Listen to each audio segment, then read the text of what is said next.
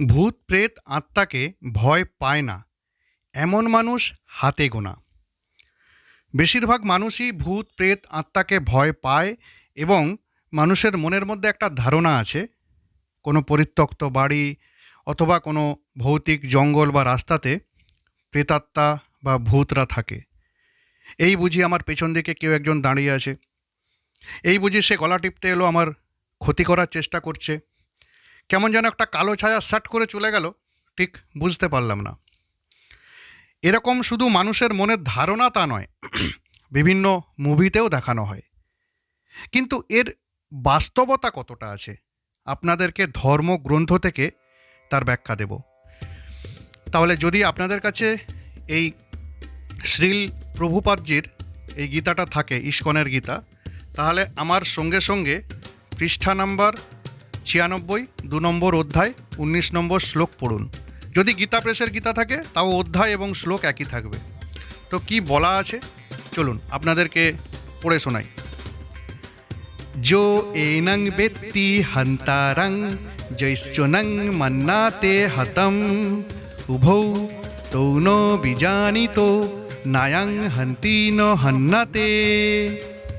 এর মানে যিনি জীবাত্মাকে হত্যা বলে মনে করেন কিংবা তিনি একে নিহত বলে ভাবেন, উভয়ই প্রকৃত জ্ঞানী নন, কারণ আত্মা কাউকে হত্যা করেন না এবং কারো দ্বারা নিহত হন না। তাহলে আমরা ধর্মগ্রন্থ থেকে কি শিখলাম? যে আত্মা কারো ক্ষতি করে না, আত্মাকে হত্যা করা যায় না, মানে কোনো মানুষ কোনো আত্মার ক্ষতি করতে পারবে না।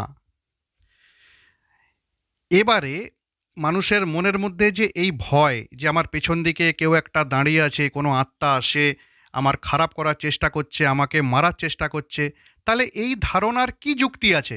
এ তো যুক্তিহীন, ভিত্তিহীন ধারণা। আবার দেখবেন কোনো কোনো মানুষ কোনো ব্রাহ্মণ বা সাধু বাবাদেরকে ডেকে নিয়ে আসে, কোনো তান্ত্রিককে ডেকে নিয়ে আসে সেই আত্মাকে তাড়ানোর জন্য। দেখবেন সেই বাবারা বলে যে যা, তোর ঘাড় থেকে ভূত নামিয়ে দিয়েছি, ওই আত্মাকে আমি বন্দি করে ফেলেছি, ওই আত্মাকে আমি শেষ করে দিয়েছি।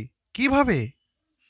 ধর্মগ্রন্থ বলছে সেই আত্মার কোনো রকম কোনো ক্ষতি করা যায় না, এমনকি আত্মাকে মারা যায় না, ধরা যায় না, কাটা যায় না। তাহলে এই বাবারা কিভাবে এই কাজগুলো করে? তাহলে এগুলো কি বাবাদের ভয় দেখানোর একটা চাল, মানে ভয় দেখিয়ে মানুষকে লুট করার কি ধান্দাবাজি? এটা আমার মনে হচ্ছে। আপনাদের কি মতামত অবশ্যই কমেন্টে জানাবেন। জয় ভারত।